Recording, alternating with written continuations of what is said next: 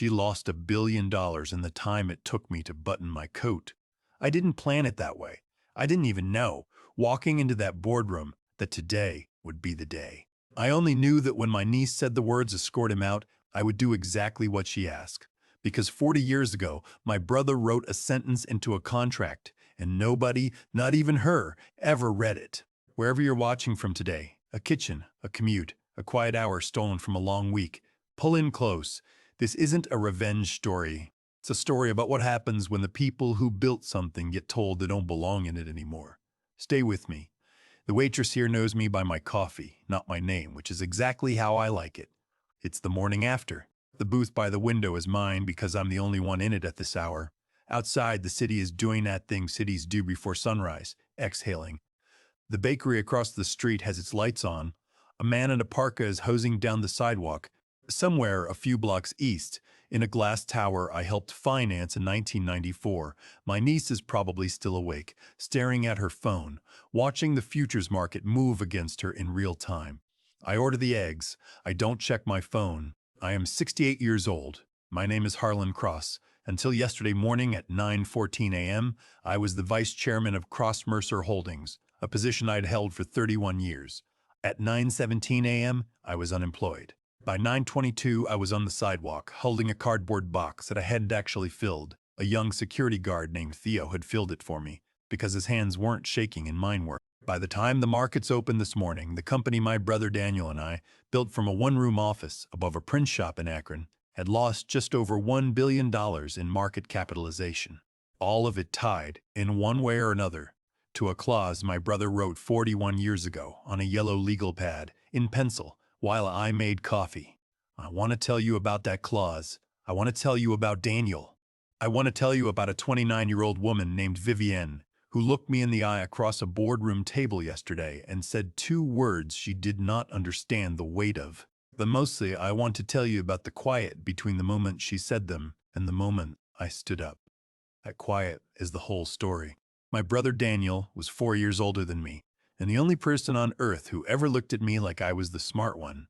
We grew up in a house where our father drank and our mother prayed, and neither one of them was particularly good at it.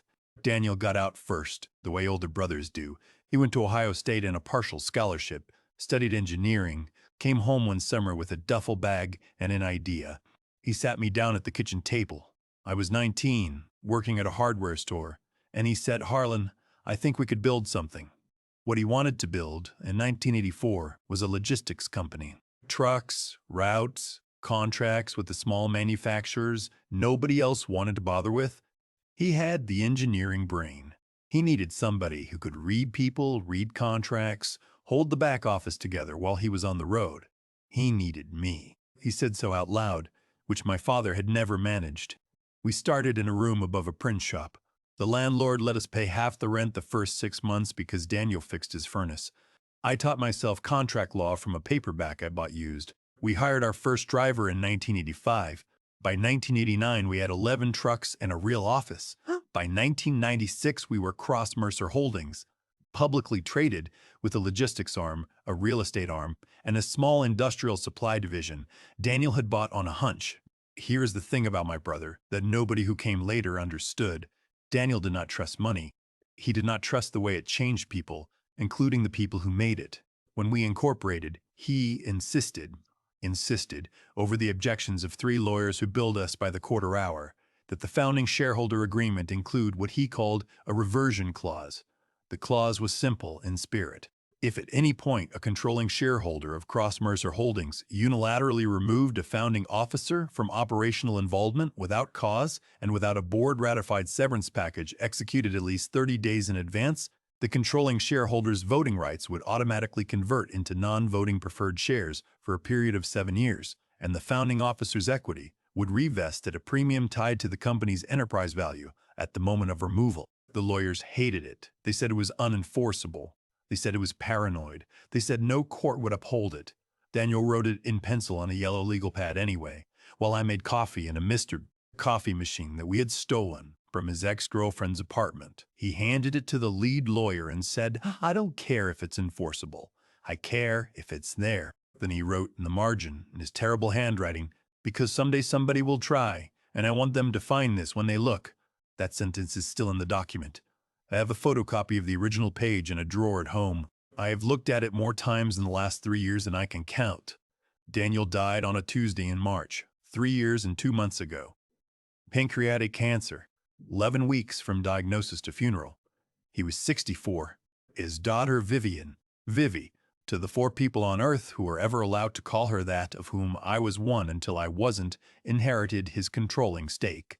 She was 26. She had a Stanford MBA and a job at a consulting firm in San Francisco that she quit the week after the funeral. She flew home, walked into the corner office, and started, in her words, rationalizing the org chart. I stayed on as vice chairman. Daniel had asked me to, near the end, in a hospital room that smelled like antiseptic and the lilies his second wife kept bringing in. He said, "Stay close to her, Har. She's smart. She's smart in a way that won't help her here." I said I would. I meant it. For 3 years I stayed close in the only way she would allow, which was very far away. She moved her office to the 44th floor. Mine stayed on the 38th. She held her leadership meetings on Tuesdays at 10 a.m. and did not invite me. When I asked, gently, after the first 6 months, if I might sit in on the operations review, she said, "Uncle Harlan, I love you, but I need to do this my way." She said it the way you say something to a child who's asked to drive the car. I let it go. I let a lot of things go. I watched her hire 3 of her business school classmates into roles that didn't exist before she invented them. I watched her greenlight an acquisition in 2024 that 2 of our old logistics directors quietly told me was overpriced by 40%. I watched her fire a regional manager named Bill Pratchett, who had been with us since 1991 and who once drove a truck through an ice storm to make a delivery so we wouldn't lose a contract. She fired him over a Zoom call. Bill called me afterward. He didn't ask me to do anything. He just wanted to say goodbye. I sent him a handwritten note and a bottle of the bourbon Daniel used to drink. Margaret Sue, our general counsel, who has known me since 1993 and who knew Daniel longer, came down to the 38th floor one afternoon last spring. She closed my door. She sat in the chair across from my desk and folded her hands the way she does when she's about to say something she's already rehearsed. She said, "Harlan, has she read the founding documents?" I said, "Margaret, I don't think she's read anything Daniel ever wrote." Margaret looked at me for a long time. Then she said, "It's going to be a problem for her eventually." And I said, "And I've thought about the sentence every day since. I know." I didn't say I'd warn her. Margaret didn't ask me to. We just sat there for a minute, 2 old people in a quiet office, knowing something a young woman upstairs didn't know, and choosing, together and without speaking, not to tell her. The email came in on a Friday at 4:47 p.m., which is the hour at which cowards send things. I was at my desk. I'd just finished a call with a vendor in Cleveland who'd been with us since 2003 and who had heard a rumor he wanted me to confirm or deny. I couldn't do either. I told him to take care of himself. He said, "You too, Harlan, whatever's going on up there." The subject line said, "Strategic Restructuring. Monday, 9:00 a.m. Boardroom ABU. Mandatory." The body was 4 sentences. It was signed Vivienne Cross Mercer, Chief Executive Officer. Not Vivi, not your niece. The full corporate signature, with the title underneath, the way she'd been signing her emails to me for 2 years. I read it twice. Then I sat back in my chair and looked out the window at the river. The light was that low gold color it gets in late October. The kind of light Daniel used to say was the only thing he liked about this city. I knew what Monday was going to be. I'd known in a vague way for months. I'd known acutely since Margaret had stopped meeting my eye in the hallway 2 weeks ago, which was her way of telling me something she couldn't tell me. Margaret had spent 30 years learning how to communicate in silences. I'd spent 30 years learning how to read them. I picked up the phone and called my sister-in-law Daniel's widow. Her name is Joanne. She lives in a small house in Vermont now because she said she couldn't stay in the big house after he died. We talk every other Sunday. I said, "Joe, it's Harlan." She said, "You sound tired." I said, "I think Vivi's going to fire me on Monday." There was a long pause in the line. I could hear a dog barking somewhere in her kitchen. Then she said, very quietly, "Oh, Harlan." And then, after another pause, "Are you going to let her?" I thought about it for a while. I thought about Daniel's pencil and yellow paper handwriting. I thought about the bourbon I'd sent Bill Pratchett. I thought about 3 years of Tuesday meetings I hadn't been invited to. I said, Joe, I'm going to let her say it, and then I'm going to do exactly what she asks. She was quiet for a long time. Then she said, Daniel would understand. I said, I hope so. We hung up. I sat in my office until the cleaning crew came through at 7. I didn't pack anything. I didn't take anything home. I wanted Monday to find me exactly where Friday had left me. I woke up at 5:30 on Monday morning, which is the time I have woken up every weekday since 1985. I made coffee in the kitchen of the apartment I have lived in alone since my wife Eleanor died in 2011. I drank it standing at the window. The radiator was clanking. The cat, a gray rescue named Walter, who is the only living creature who depends on me, wound around my ankles and complained till I fed him. In the bedroom, I put on the suit. It is a charcoal 2-button from a department store that no longer exists, purchased in 1987 for a meeting with a banker who turned us down. I had it relined twice and rehemmed once. The lapels are a little wider than the fashion. The shoulders are a little softer. I've worn better suits when I've had to. I have never owned one I trusted more. On the dresser, there is a framed photograph of Daniel and me, taken in 1992, in front of our first warehouse. He's wearing a windbreaker. I'm wearing the same suit. He has his arm around my shoulders, and he's laughing at something I said that I no longer remember. He is 41 years old in the photograph. He has 28 years left. I looked at the photograph for a long time. I said out loud, "Okay, Dan." I took the 7:42 train. I sat in my usual car. I read the paper. The man across the aisle was doing the crossword and asked me, without looking up, if I knew a 6-letter word for culmination. I said, finale. He said thanks and wrote it in. The lobby of the building was full of people who had no idea what day it was. The security guard at the desk, not Theo, an older man named Ramon, who has known me for 15 years, nodded at me and said, "Good morning, Mr. Cross." I said, "Good morning, Ramon." I rode the elevator to the 38th floor. I put my briefcase on my desk. I did not turn on my computer. At 8:55, I took the elevator to 44.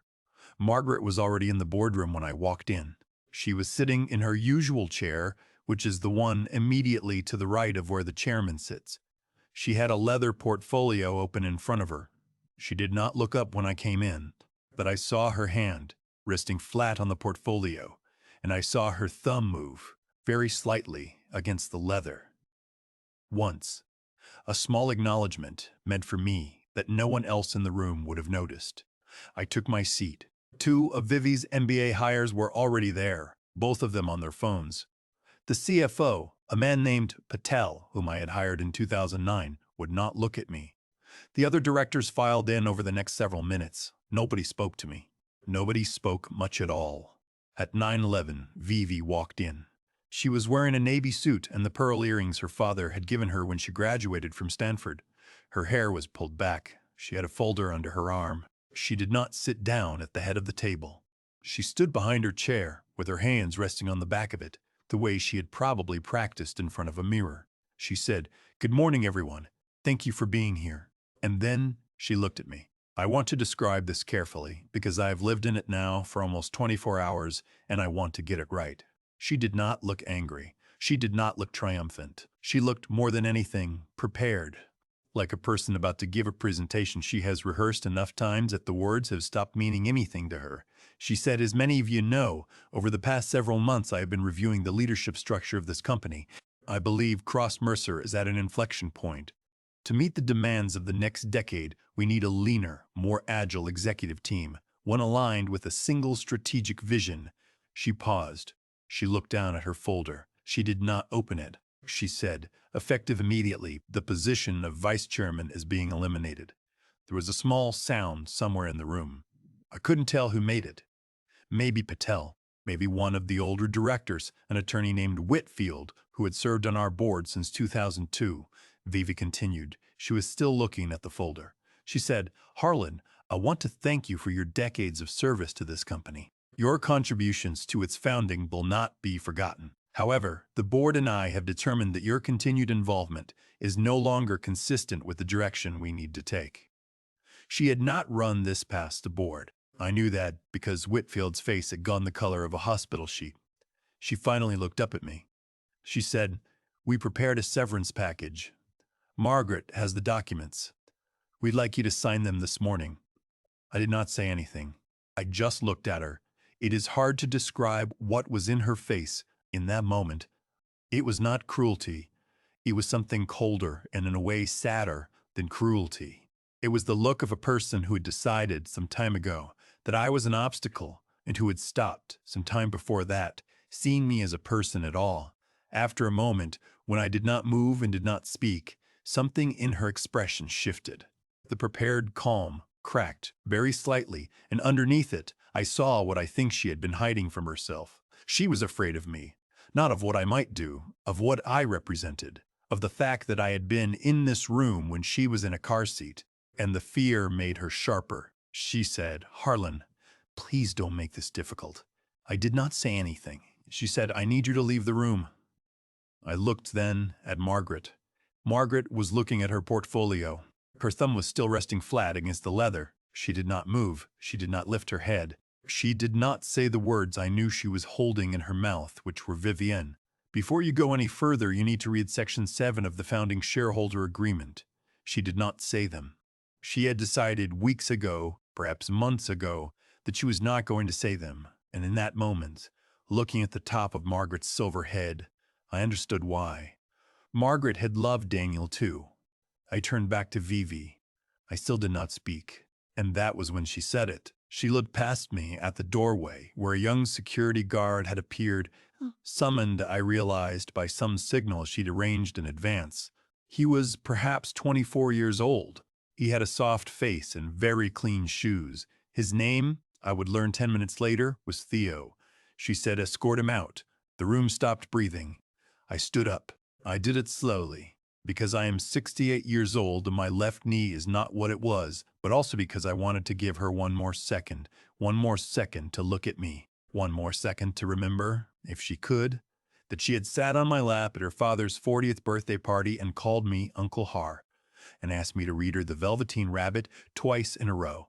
She did not look at me. She was looking at her folder again. I buttoned my coat, the middle button first, then the top. Daniel taught me that in 1986, before our first bank meeting. "Top button stays open," he said. "Always. It's the rule." He'd been wrong about which button was which, and I'd never corrected him. And I'd been buttoning my coats his wrong way for 38 years. I picked up nothing from the table, because I had brought nothing to it. Theo stepped forward. He was so embarrassed I could feel it from 4 feet away. He said very quietly, "Mr. Cross, if you'll come with me, sir." I said, "Of course, son." I walked to the door. At the threshold I stopped. I did not turn around. I did not give a speech. I did not say anything at all to Vivi. I said to Margaret, without looking at her, "Margaret, take care of yourself." And Margaret, finally, lifted her head. Her eyes were wet. She said, "You too, Harlan." Then I walked out, and Theo walked beside me. And behind us the boardroom door closed, and somewhere in a server room in New Jersey a clock started ticking that nobody in that room except Margaret knew had started. Theo walked me to the elevator. He did not touch my arm, which I appreciated. In the elevator, he pressed the button for the lobby and then stood with his hands clasped in front of him, looking at the floor numbers as they ticked down. "Somewhere around 22, he said very quietly. "I'm sorry, Mr. Cross." I said, "Don't be, son. You're doing your job." "So am I." You looked at me then, briefly, and I think he understood that I'd meant something by it, but he didn't ask what. He just nodded. In the lobby, Ramon was at the desk. He saw me coming with Theo a half step behind, and his face did something I will remember for the rest of my life. He stood up. He did not have to stand up. He stood up anyway, the way you stand up at a funeral, and he said, "Mr. Cross," just that. My name, said correctly by a man who had known me for 15 years. I said Ramon. I walked out the revolving doors onto the sidewalk. It was 9:24 a.m. The sun was on the building across the street.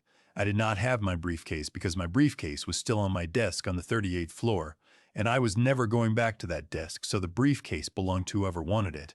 I had my coat buttoned wrong the way Daniel had taught me, and I had my wallet, and I had a phone in my pocket that I did not look at. I walked 4 blocks to the diner. I have walked to this diner from that building for 31 years.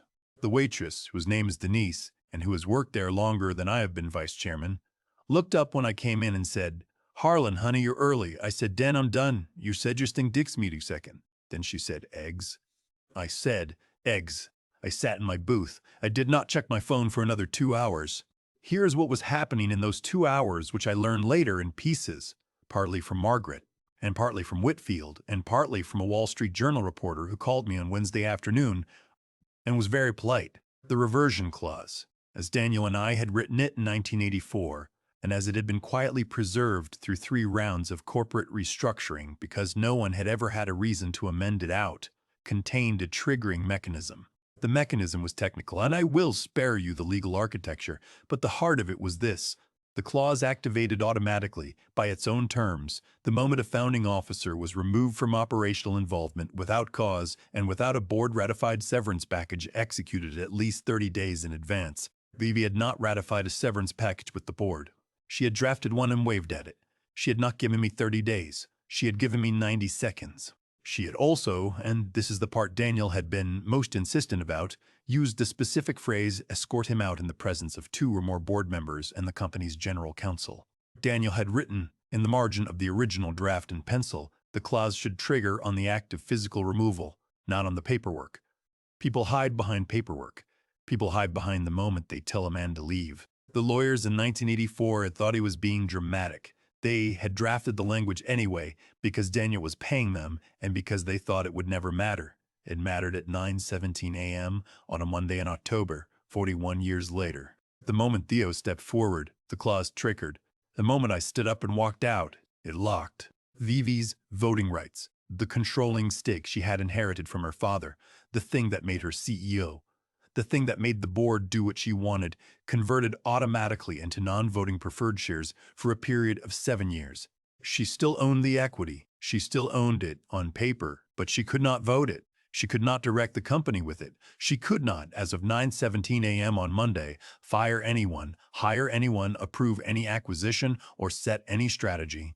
And under the second half of the clause, the part Daniel had insisted on over the lawyer's loudest objections, my own equity, which had been diluted over the decades through various stock issuances down to roughly 4% of the company, revested at a premium tied to the company's enterprise value at the moment of removal. The company's enterprise value at 9:17 a.m. on Monday was approximately $14.2 billion. The premium kicked my equity up to a hair under 9% of voting shares. I was, by 9:18 a.m., the single largest voting shareholder of Cross Mercer Holdings. I learned all of this on Tuesday afternoon from Margaret, who called me from a payphone in a hotel lobby because she did not want there to be a record of the call on her work line. She said, "Harlan, you need to know what's happened." I said, "Margaret, I knew what was going to happen when I walked into the room." There was a long pause. Then she said, "I knew you did." And I said, "Thank you for not telling her." And Margaret, who is 71 years old and who has spent 50 years being the smartest person in every room she has ever walked into, said something I have thought about every day since. She said, "Harlan, I did not tell her for you. I didn't tell her for Daniel." Then she hung up. Vivi called me on Monday night at 8:43 p.m. I was on the couch in my apartment. Walter was asleep on the arm of it, doing the thing cats do where they hang one paw off the edge. I had the television on, with the sound off, tuned to a baseball game I wasn't watching. I had a glass of wine I wasn't drinking. The phone buzzed on the coffee table. Her name came up on the screen, Vivienne. Not Vivi, not niece. The way I had her saved, the way I had updated it 3 years ago when she corrected me in an email about how she preferred to be addressed in professional correspondence. I looked at the phone. I let it ring 4 times. Then I let it go to voicemail. I did not pick up. I want to be honest about why, because I have asked myself the question. I did not pick up because I was angry. I am not, I think, an angry man, but I had been holding 3 years of small, daily disregards in a place inside me where they had been compressing into something heavier than I had realized. I did not pick up because I was tired. I did not pick up because I knew that whatever she was about to say to me, she was saying it because she had just learned something, and a person who has just learned something is not yet a person who has understood it. But mostly I did not pick up because I did not yet know what I would say. The voicemail came through a minute later. I let it sit on the screen for about an hour. Then I poured the wine down the sink and sat back down on the couch and pressed play. Her voice was different than I had heard it in 3 years. The corporate flatness was gone. The Stanford cadence was gone. What was underneath was a young woman I had not heard since she was about 19, calling me from a dorm room to ask whether she should switch her major. She said, "Uncle Harlan, it's Vivi." There was a long pause. I could hear her breathing. She said, "Margaret came to my office at 6. She brought a copy of the founding agreement. She had it marked. She made me read it. She made me read it twice." Another pause. She said, "I didn't know. I want you to know that. I didn't know about the clause. I didn't read the document. I should have read the document. I'm sorry." She stopped. I could hear, in the background, what I thought was the sound of her office, HVAC, which means she was still in the building, on 44, at 8:45 at night. She said, "I don't know what to say to you. I keep starting and stopping. I called my mom an hour ago and she didn't pick up either." I closed my eyes. She said, "I'm not asking you to fix this. I know you can't. I know I did this. I wanted you to know that I know what I did." A longer pause. And then, more quietly, Daddy would be so disappointed in me. The voicemail ended. I sat in the dark for a while. Walter woke up and looked at me and decided I was not interesting and went back to sleep. I did not call her back. Not that night. I want to tell you it was a hard decision, and it wasn't. Some decisions only feel hard when you're pretending you haven't already made them. I went to bed at 11. I slept badly. I dreamed about the warehouse in Akron, and about Daniel laughing in a windbreaker, and about a yellow legal pad in a kitchen with a Mr. Bray, a coffee machine on the counter, and about the sound of a pencil moving across paper at 2 in the morning while a younger version of me made bad coffee and listened. The emergency board meeting was scheduled for Sunday at 2:00 p.m., 5 days after the firing. I was not asked to attend. I was, however, asked to be reachable, which is a different thing. Whitfield called me Saturday night to confirm I would have my phone on. I told him I would. I told him I would be at the diner. He laughed in a tired way and said, "Harlan, of course you will." Margaret chaired the meeting in Vivi's absence. Vivi was not in the room because Vivi could not vote, and because Whitfield had advised her, gently and correctly, that her physical presence would create an optics problem the company did not need on top of every other problem it was already having. She was instead in her office on 44 with the door closed. She had been in that office more or less continuously since Tuesday morning. She had canceled her standing dinner with her boyfriend. She had not been seen on social media in 5 days, which for a 29-year-old in 2025 is a kind of public mourning. Margaret read the clause aloud. The full text. All of it.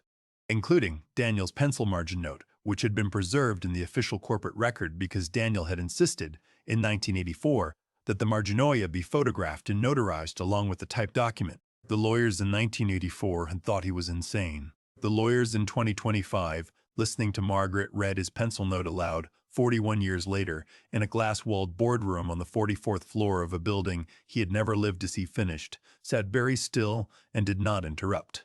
After Margaret finished reading, Whitfield made a motion. The motion was to ratify, formally and retroactively, the conditions of Section 7 to acknowledge the conversion of voting shares and to convene a special committee to recommend interim leadership of the company. The motion passed unanimously. There were 11 directors present, 11 votes in favor, none opposed. The special committee then made its recommendation, which had been pre-discussed by phone over the preceding 48 hours. The recommendation was that I be invited to serve as interim chairman of the board, with full operational authority, for a period of 180 days, during which the company would conduct a formal CEO search. Whitfield called me at 3:47 p.m. I was on my second cup of coffee.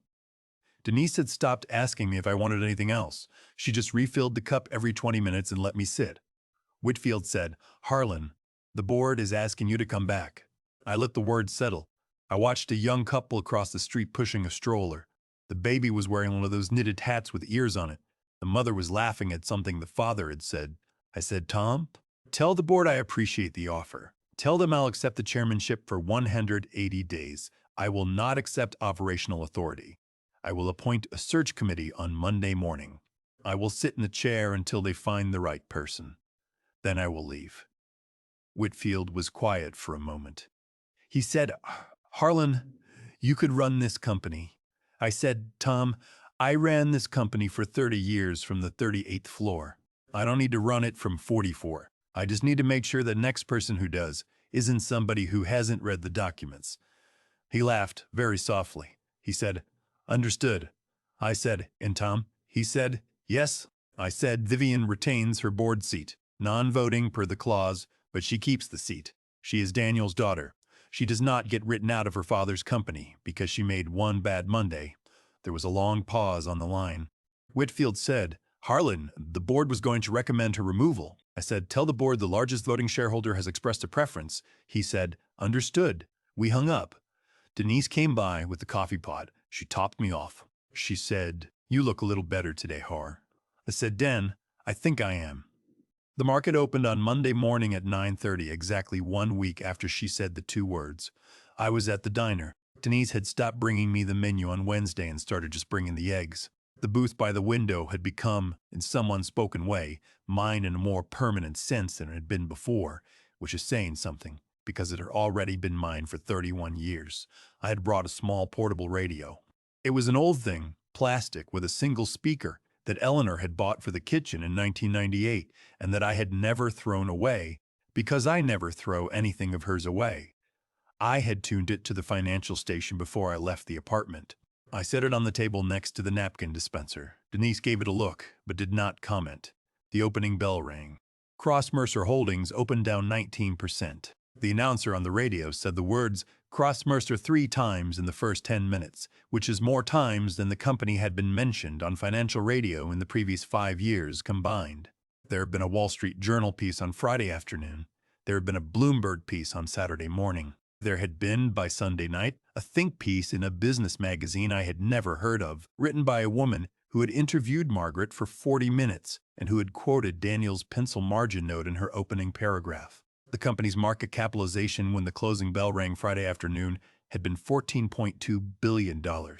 When the dust settled on Monday afternoon, after the panic, after the analyst downgrades, after the conference calls, after the press release from the board confirming the leadership transition, Cross Mercer Holdings closed at $13.1 billion. $1.1 billion in market capitalization evaporated in one trading session. The headline number, the one the financial press fastened onto, the one that ran across the bottom of the cable business channels in red letters all afternoon, was the equity loss attributable to Vivi's personal stake.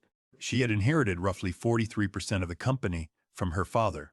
On paper, on Friday, that stake had been worth a little over $6 billion. By Monday afternoon, with the voting rights stripped and the conversion to non-voting preferred shares confirmed by the board's filing, the market had repriced her position downward by almost exactly $1 billion. $1 billion.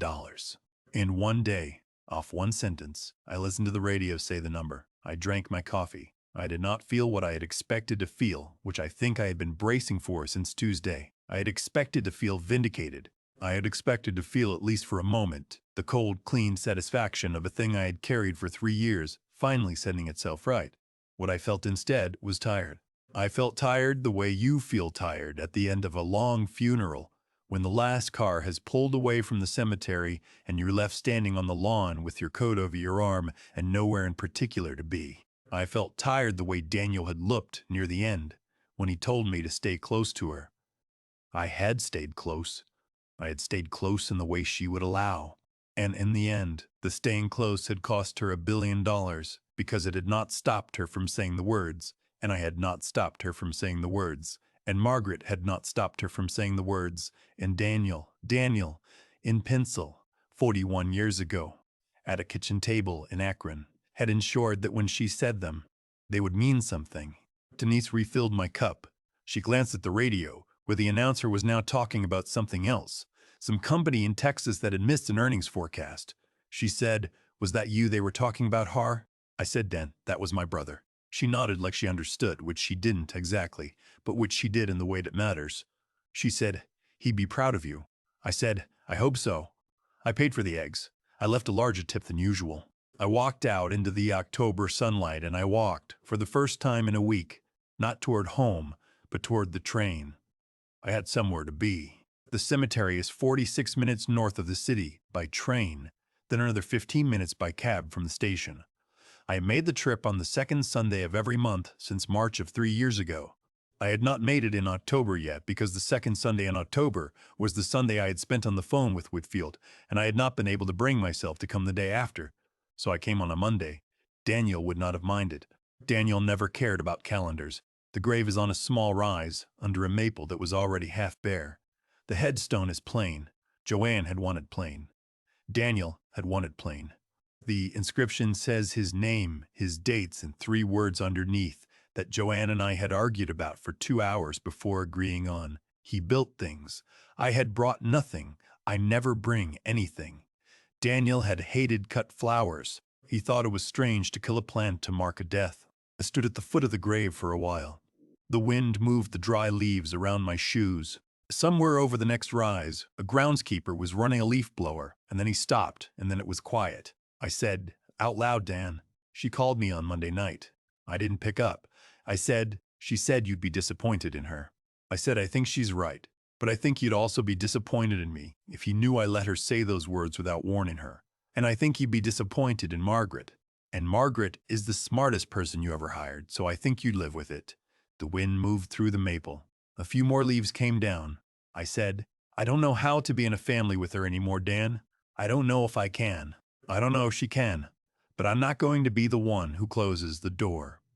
I stood there for a while longer. Then I said the thing I have not said to anyone, because there is no one left to say it to who would understand what it meant.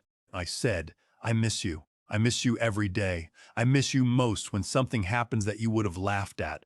I touched the top of the headstone. The stone was cold.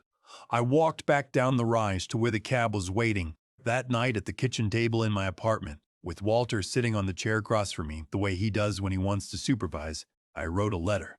I wrote it by hand, on plain white paper, with the fountain pen Eleanor had given me for our 20th anniversary. I wrote slowly. I crossed out 3 sentences. I started over twice. The final version was short. Vivian, I got your message. I am sorry I did not pick up. I needed a week. You asked me to know that you know what you did. I do know. I knew when you said it, and I know now, and I will not pretend otherwise to make either of us feel better. Your father wrote the clause that ended your Monday because he loved this company more than he trusted any one person to run it, including himself and including me. He did not write it for me. He wrote it for the company. The clause did its job. So did you. So did I. You are still on the board. That was my decision. I made it because you are Daniel's daughter, and because 29 is too young to be written out of the only thing your father left you, and because I do not believe a person is the worst sentence they ever said in a room. I am not going to call you. I am not, right now, ready to. I am also not going to tell you never to call me. When you are ready to talk to me, not as a person who has lost something, but as a person who has learned something, I will pick up. I do not know how long that will take. I am not in a hurry. Neither, I think, are you. Your Uncle Harlan. I folded the letter. I put it in an envelope. I addressed it to her at her apartment, not the office. I did not mail it that night. I put it in a drawer of the kitchen table, next to the photocopy of Daniel's yellow legal pad page. I mailed it 3 days later, on a Thursday morning, on my way to the diner. It is April now. 6 months since the Monday. The maple at Daniel's grave is in leaf again. I have been to see him 3 more times. I have not yet, at any of those visits, said anything new. I served my 180 days as interim chairman. I sat in the chair on the 44th floor for exactly the length of time I had told Whitfield I would, and not 1 day longer. I appointed the search committee. The search committee, after a process I am told was rigorous and that I deliberately stayed out of, recommended a woman named Adeze Okonkwo, who had spent 22 years building the industrial division of a competitor and who at once, in 2017, sent Daniel a Christmas card. She started the first week of April. I met with her for 2 hours on her first day and answered every question she asked me. And then I went down to the lobby, said goodbye to Ramon, and took the train home. I am no longer chairman. I am no longer vice chairman. I am, on paper, the single largest voting shareholder of Cross-Mercer Holdings. I attend 2 board meetings a year. I am told the company is doing fine. Vivian is still on the board. She has not spoken in any of the meetings I have attended. She nods at me when I come in, and she nods at me when I leave. She is studying, I am told, for a second master's degree, this one in something to do with operations. She is also, I am told by Joanne, in therapy twice a week, and has been since November. She has not written back. I did not expect her to. The letter, I think, was not a door I opened for her. It was a door I left ajar, so I would know later that I had not been the one who closed it. Whether she walks through it is up to her. Margaret retired in February. We had lunch the week before her last day at a restaurant Daniel had liked in the 90s, and we did not talk about the clause. We talked about her grandchildren and about a trip she was planning to Lisbon. At the end of the meal, when the check came, she put her hand on mine across the table and said, "Harlan, I am glad we did what we did, and I am sorry we had to do it." I said, "Margaret, me too." Then she paid the bill over my objection, and we walked out into the cold sunlight together for the last time. Walter is still gray. Walter is still complaining. The radiator in my apartment still clanks. I still wake up at 5:30. I still take the 7:42 train sometimes, and Tuesdays and Thursdays, but I get off 2 stops earlier now, at a branch of the public library where I have started very slowly, going through the 4 boxes of Daniel's papers Joanne sent me last summer. There are letters in there I have not read in 40 years. There are receipts. There's a yellow legal pad with 3 pencils rubber banded to the cover that has nothing on the first page except in his handwriting the words, "Things to ask Harlan about." The list is blank. He never got around to writing it down. I think about that sometimes, on the train. I want to say one more thing before I go.